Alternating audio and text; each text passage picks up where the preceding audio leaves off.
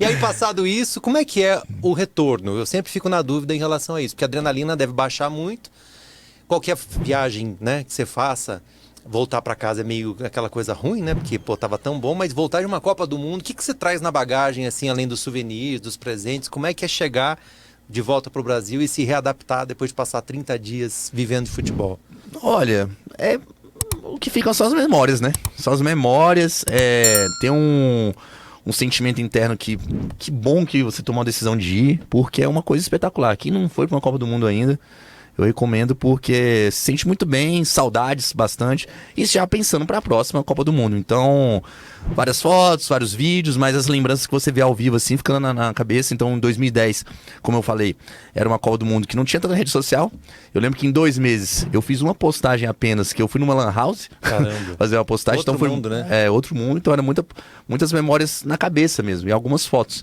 E o mais importante são as memórias. As memórias, as experiências, as histórias, os perrengues, essas experiências inacreditáveis que acabam acontecendo. Então na Copa do Mundo pode acontecer tudo. A gente sai da África, vem para o Brasil, 2014. Isso. Como é que você avalia a Copa do Mundo no Brasil em termos de organização, logística, espetáculo, estrutura, com as demais? Já colocando Rússia e Catar no meio aí.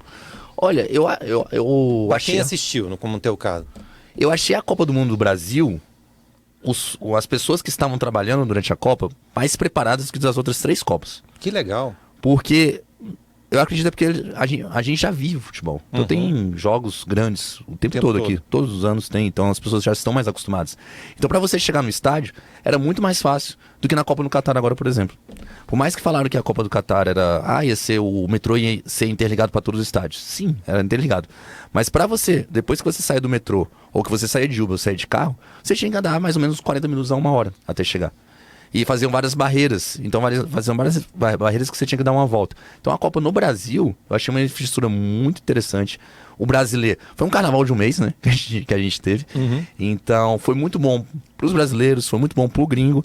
E tanto que fez com que 2018 fosse disparado a quantidade maior de brasileiros que teve numa Copa do Mundo fora do Brasil. Então 2018 tinha muito brasileiro lá. Por quê? Porque teve a experiência da Copa de 2014, viu que é uma coisa única, é um evento único, e teve isso. Então acho que foi muito positivo a Copa de 2014 no Brasil.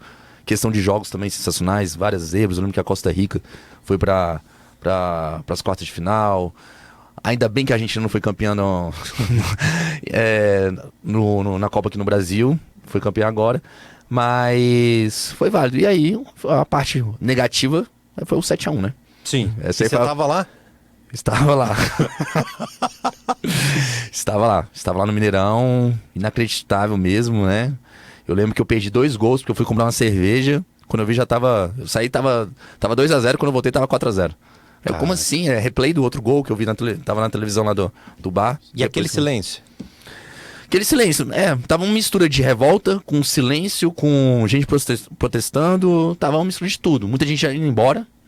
Eu fiquei assim, não, eu não vou embora. Eu tava na minha, silencioso, eu vou ficar vendo a história aqui nos meus olhos, né? Não vou sair antes, puto, triste.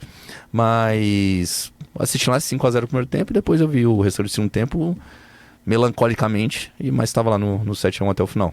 Pesadelão mesmo. Pesadelo, e aí depois voltei pra casa. Pra casa não, pra onde eu estava hospedado, né? E depois já peguei um ônibus e fui pro Rio, né? Onde ia ser a final, mas não assisti a final. Mas aí eu fui pro Rio de Janeiro pra ficar lá. Já tinha combinado com meus amigos que ia pra lá. E com minha namorada na época também, que a gente ia se encontrar lá, e foi. Proporcionalmente, fazendo até uma conversão com dólar e tal, os ingressos no Brasil tiveram os mesmos preços das outras Copas, mais ou menos assim? Ou aqui foi mais caro, mais barato? Você lembra disso? Olha, se eu não me engano, foi um pouco mais caro que na África do Sul. E mais ou menos o mesmo preço da Rússia. Certo. Mas realmente é uma coisa que, como o dólar tem variado, né, a cotação, então não sei exatamente qual foi a diferença. Entendi. Tava dando uma olhada aqui, o Luiz Henrique não estava naquela seleção, falei bobagem. Vitor Valdez, os goleiros, Pepe Reina e Casillas. E aí vai aqueles outros caras que você falou, time histórico. No ataque, Vila, Pedro, Fernando Torres e Llorente. Olá. E o meio de campo tá provavelmente um dos melhores e mais fortes de todos os tempos, não precisa nem falar, né?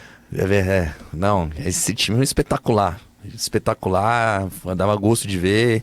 E foi interessante também nessa Copa que eu lembro muito bem das narrações que eu assistia sul-africanas e falando muito do time da Espanha, como é que eles falavam e tudo mais. Até hoje eu tenho a memória das narrações na minha cabeça, eles citando os jogadores. A gente acaba entrando, né? Quando sai de férias, acontece isso, e numa viagem como essa de Copa do Mundo, imagino que muito mais, na cultura local também, né? Então essas coisas assim de narração nativa, as comidas, isso tudo fica na cabeça da gente. A gente passa 10, 15 anos, mas aquela recordação continua, né?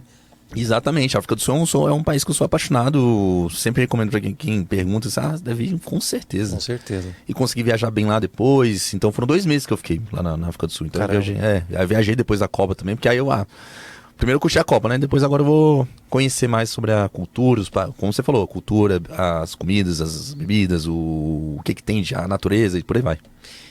Voltando ao Brasil, teve algum perrengue, alguma situação assim igual essa que você se viu no vestiário da Espanha? Alguma coisa marcante que você conta como a história principal da Copa do Brasil? Ou nada aconteceu muito assim, além do 7-1?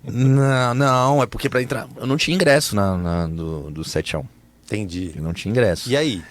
E aí... Agora eu vou começar a ficar de olho em mim quando eu for em jogos. Aí eu tinha umas barreiras, né, que faziam e tudo mais, e eu mostrei o ingresso de um outro jogo, aí eu consegui passar pela primeira barreira. E na segunda parte, pra entrar no estádio, eu vi que uma hora lá tava um vulco-vulco, e ver se eu conseguia entrar. Eu tenho que dar algum jeito de conseguir entrar. E acabei conseguindo entrar mesmo sem ingresso. Jeitinho brasileiro. Jeitinho brasileiro, tive que dar um jeitinho brasileiro. Era assim, Brasil e Alemanha na minha cabeça. Na Copa do Catar eu não fiz nenhuma vez dessa. Se amadurece um pouco, né? Mas eu pensei, não, vou ter que ver Brasil e Alemanha. E aí consegui entrar sem ingresso mesmo. Caramba. Sem ingresso. Então, se eu soubesse que ia ser 7-1, talvez eu acho que não vou entrar aqui não, né? Pra ver o Brasil levar 7-1, não precisa de todo esse esforço, não. Mas eu peguei um ônibus, eu decidi, assim, um dia anterior, assim, eu pensei, eu não tenho ingresso. Brasil e Alemanha, dá pra pegar um ônibus aqui pra BH, Brasília BH. Por que não?